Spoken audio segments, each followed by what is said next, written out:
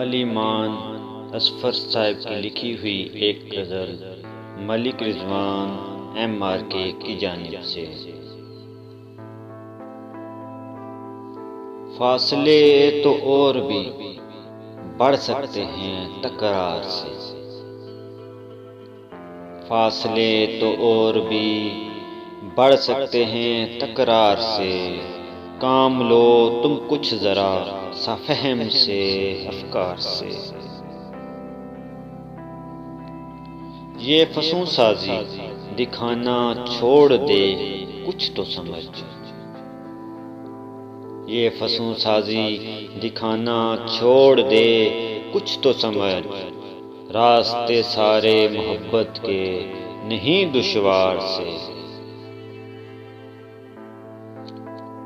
मुझसा तो इज्जत नशीं कोई ज़माने में नहीं, मुझसा तो इज्जत नशीं कोई ज़माने में नहीं। हैं बहुत रहते यहाँ मेरी तरह बेकार से। अब यकीन होने लगा है बेवफाई का मुझे,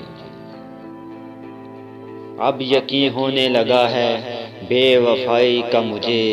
हो रहे हो तुम बहुत ही आजकल बेजार से। तेरगी ही तेरगी होने लगी अब हर तरफ, तेरगी ही तेरगी होने लगी अब हर तरफ। तेरे बोले झूठ से, तेरे सभी इसरार से। कर ही लेगा अब तुम्हें कायल अली असफर कभी, कर ही लेगा अब तुम्हें कायल अली असफर कभी।